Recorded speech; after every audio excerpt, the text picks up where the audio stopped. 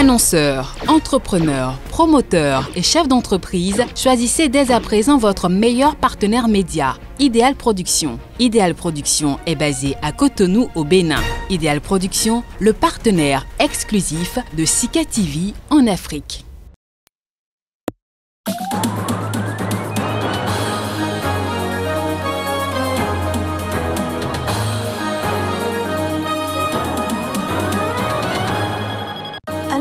De l'actualité ce 24 avril 2021, les organisations de défense des droits de l'homme ont fait part ce vendredi de leur inquiétude face à la situation politique au Tchad. Après l'attaque d'un camp militaire à Abidjan par des hommes armés, le Libéria a assuré ce vendredi la Côte d'Ivoire de sa pleine collaboration.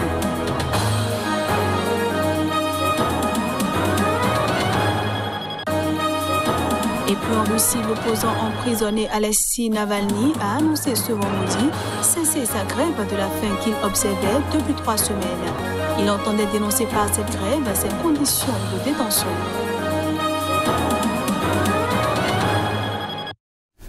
Voilà pour les titres. Bienvenue à tous. Inda Déby Itno, la veuve du défunt président tchadien Idriss Déby Itno, a rendu un dernier hommage à son mari. C'était lors de ses funérailles sur la place de la Nation, au cœur de N'Djamena.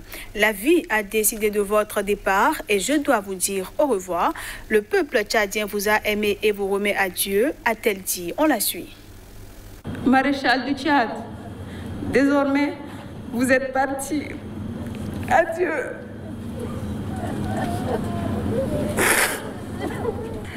Nos yeux vous chercheront dans les cieux.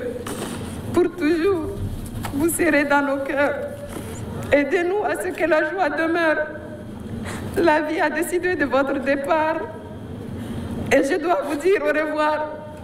Le peuple tchadien vous a aimé et vous remet à Dieu.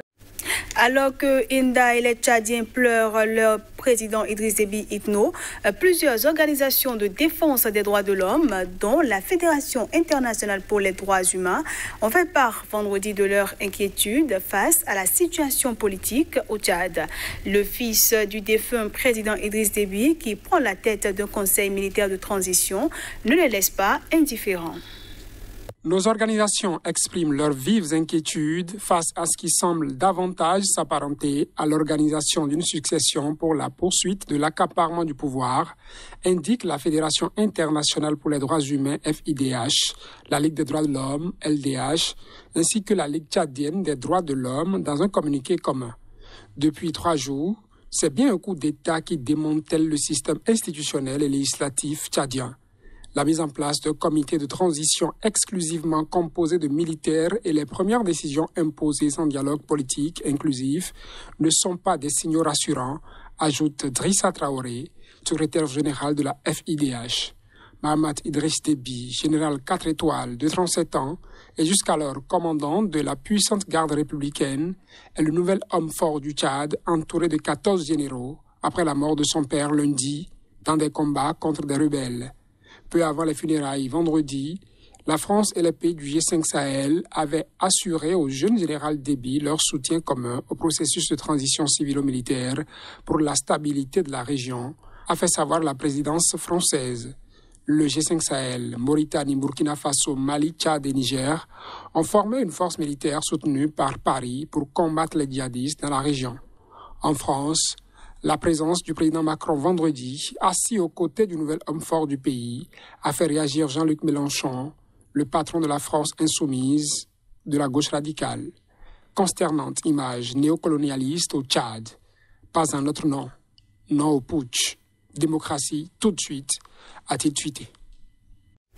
J'en parlais en titre, le Libéria a assuré ce vendredi la Côte d'Ivoire de sa pleine collaboration et ce, après l'attaque d'un camp militaire à Abidjan par des hommes armés dont 2 portent des papiers d'identité libériens.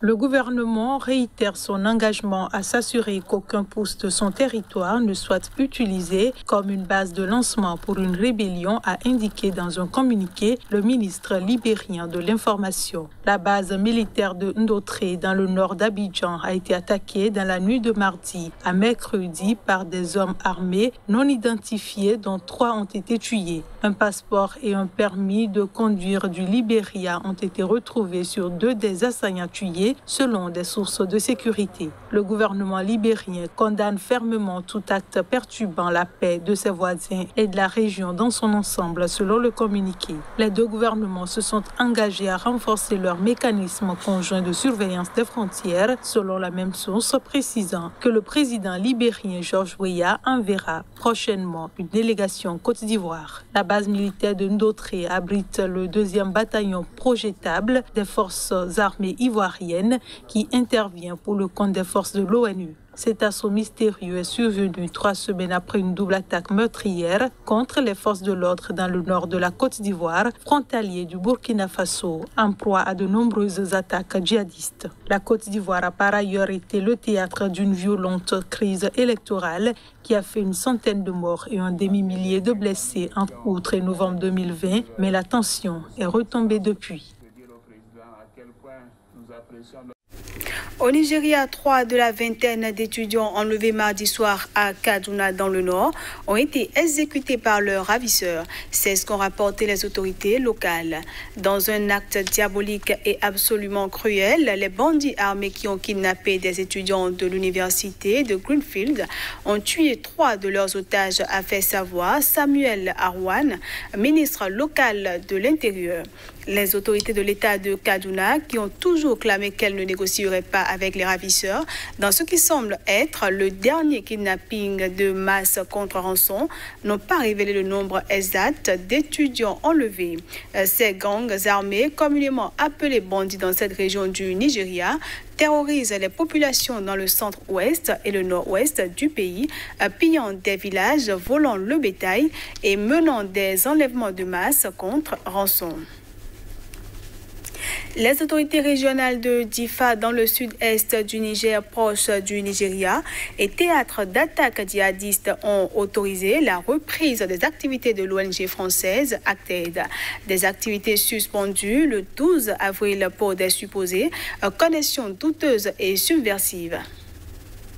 À ce jour, le processus d'enquête n'est pas encore terminé. Cependant, vos activités peuvent reprendre jusqu'à nouvelle mesure, indique une lettre du gouverneur de Difa, Issa Lemine, adressée aux responsables d'ACTED à Difa. Cette lettre ne donne pas de détails sur les conditions de la reprise des activités d'ACTED dans la zone. ACTED a été autorisé à reprendre ses activités il y a 2 à 3 jours. Les autorités de Difa ont même rencontré un responsable d'ACTED venu de Niamey à confirmer un haut responsable du gouvernorat de Difa sans plus de précision. Le 12 avril, Issa Lemine avait annoncé la suspension jusqu'à nouvel ordre des activités de l'ONG ACTED dans la région de Difa pour ses supposées connexions douteuses et subversives au profit d'une organisation terroriste dans la région. Il a été également rapporté un fort degré d'affairisme au sein de votre organisation dans toutes les activités, avait ajouté le gouverneur. Pour clarifier cette situation, Lemine avait annoncé l'ouverture d'une enquête préliminaire qui durera 10 jours renouvelables. Difa est l'épicentre depuis 2015 d'une grave crise humanitaire avec la présence de près de 300 000 réfugiés du Nigeria et de déplacés internes fuyant les atrocités des groupes djihadistes Boko Haram et État islamique en Afrique de l'Ouest, sa branche dissidente. ACTED est présente au Niger depuis 2010. Dans la région de Difa, l'ONG fournit de l'eau potable aux déplacés et aux communautés locales et leur distribue également des abris ainsi que des biens non alimentaires. Elle mène en outre une campagne de sensibilisation pour la prévention des épidémies. Et puis hors du continent africain, l'opposant russe emprisonné Alexei Navalny a annoncé ce vendredi cesser sa grève de la faim qu'il observait depuis 3 semaines. Il entendait dénoncer par cette grève ses conditions de détention, suscitant des inquiétudes pour sa santé et des tensions russo-occidentales. La veille, des médecins proches d'Alexei Navalny, dont son médecin personnel, l'avait exhorté à arrêter immédiatement sa grève de la faim, disant craindre sa mort ou des dommages considérables pour sa santé. « Je commence à mettre fin à ma grève de la faim », a écrit l'opposant de 44 ans dans un message publié sur son compte Instagram. L'opposant Navalny avait cessé de s'alimenter il y a 24 jours, le 31 mars, accusant l'administration pénitentiaire de le priver d'accès à un médecin alors qu'il souffre d'une double hernie discale, selon ses avocats. Le militant anticorruption et adversaire le plus célèbre du Kremlin se plaignait aussi, avant sa grève de la faim, d'une perte de sensibilité aux jambes et aux mains qui, selon lui, pourrait être une conséquence de l'empoisonnement dont il a été victime l'été dernier et dont il accuse le Kremlin. Selon lui, ses geôliers le torturaient aussi par privation de sommeil et le réveillant toutes les heures pendant la nuit. L'un de ses proches collaborateurs, Leonid Volskov, s'exprimant jeudi soir sur les réseaux sociaux, avait annoncé que Alexei Navalny avait enfin été ausculté cette semaine dans un hôpital civil et que son dossier médical a été transmis à ses docteurs. Les médecins, en qui je crois pleinement, ont annoncé hier que nous avions atteint suffisamment de choses pour que je mette fin à ma grève de la faim, a dès lors écrit vendredi Alexei Navalny. Grâce au soutien énorme de bonnes personnes dans tout le pays et à l'étranger, nous avons fait de grands progrès. Il y a 2 mois, on riait au nez de mes demandes d'assistance médicale, a ajouté l'opposant. Il réclame cependant toujours qu'un médecin établisse les raisons de sa perte de sensibilité dans les membres. Je veux comprendre de quoi il s'agit et comment cela se soigne, a-t-il dit. Merci de nous avoir suivis. Les programmes continuent sur Sika TV.